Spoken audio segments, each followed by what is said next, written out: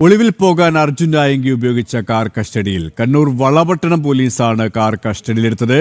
കണ്ണൂർ പനങ്കാവിൽ ഉപേക്ഷിച്ച നിലയിലായിരുന്നു കാർ. വിശദാംശങ്ങളുമായി മിഥുൻ പിള്ള ചേരുകയാണ്. മിഥുൻ, ഓരോ ജില്ലയിലും അരിച്ചു പെറുക്കിയിട്ടും അർജുൻ നായങ്കിയെ പിടികൂടാൻ സംസ്ഥാന സർക്കാരിന് സാധിക്കുന്നില്ല, പോലീസിന് സാധിക്കുന്നില്ല. പക്ഷേ കൃത്യമായ ഇടവേളകളിൽ അർജുൻ നായങ്കി പോസ്റ്റുമായി രംഗത്ത് വരുന്നുണ്ട്. സാമൂഹ്യ മാധ്യമങ്ങളിൽ കൃത്യമായ ഇടപെടലുകൾ നടത്തുന്നുണ്ട്. കാണാമറയത്തായിട്ടും കണ്ടുകിട്ടാൻ പോലീസിന് സാധിക്കാത്തൊരു പശ്ചാത്തലത്തിലാണ് ഇപ്പോൾ കാറ് കസ്റ്റഡിയിലെടുത്തത്. ആ ഒരു സാഹചര്യം വെച്ച് നോക്കുമ്പോൾ കണ്ണൂർ ജില്ലയിലേക്ക് അർജുൻ നായങ്കി എത്തിയിട്ടുണ്ട് എന്നുള്ള ഒരു വിലയിരുത്തലാണോ പോലീസ്? ഈ സംഭവ വികാസങ്ങൾ നമുക്കറിയാം. കഴിഞ്ഞ കുറച്ച് ദിവസങ്ങളായി സാമൂഹ്യ മാധ്യമങ്ങളിലൂടെ വലിയ പോർവിളികൾ നടന്നു വരികയാണ്.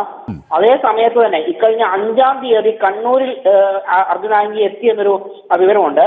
കണ്ണൂരിൽ എത്തിയ സമയത്ത് യാത്ര ചെയ്യാൻ ഉപയോഗിച്ച വാഹനമാണ് ഇപ്പോൾ വളപട്ടണം പോലീസ് കസ്റ്റഡിയിൽ എടുത്തത്. കണ്ണൂർ പനങ്കാവിൽ ഉപേക്ഷിച്ച നിലയിലായിരുന്നു കാർ ഉണ്ടായിരുന്നത്.